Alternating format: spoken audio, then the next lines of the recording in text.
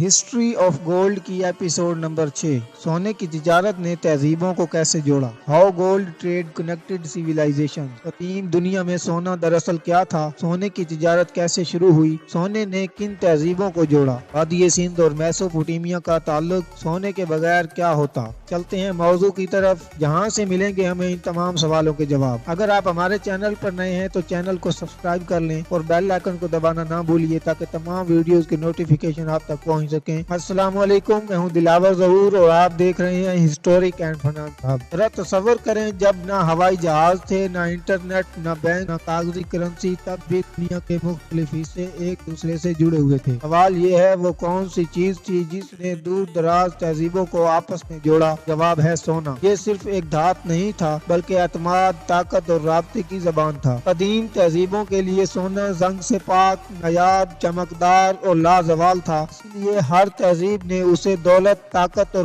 خدائی برکت کی علامت مانا۔ مسئلہ یہ تھا کہ سونا ہر جگہ موجود نہیں تھا، یہی سب سے اہم نکتہ ہے۔ میسوپوٹیمیا، وادی سندھ اور چین، ان علاقوں میں سونے کی کانیں نہ ہونے کے برابر تھیں، لیکن مصر، نوبیا یعنی افریقہ، اناتولیا، یہاں سونا وافر مقدار میں موجود تھا۔ اب یہی کمی تجارت کی بنیاد بنی۔ جب کسی تہذیب کے پاس اناج تھا، کپڑا تھا، ہنر تھا اور دوسری کے پاس سونا تھا تو تبادلہ وجود میں آیا۔ یہی تبادلہ قافلوں، دریاؤں، سمندری راستوں کے ذریعے پھیلا۔ سونے نے میسوپوٹیمیا اور مصر کو آپس میں جوڑا۔ مصر کے پاس سونے کی کانیں تھیں اور میسوپوٹیمیا کے پاس زراعت، تحریر، قانون اور شہری نظام تھا۔ سونا مصر سے آتا اور اناج، مصنوعات میسوپوٹیمیا سے جاتی۔ یوں دو عظیم تہذیبیں معاشی طور پر جڑ گئیں۔ وادی سندھ اور میسوپوٹیمیا۔ آثار قدیمہ سے پتہ چلتا ہے کہ وادی سندھ کے تاجر میسوپوٹیمیا تک جاتے تھے، وہاں سونا، قیمتی پتھر لے جاتے اور بدلے میں مہرے،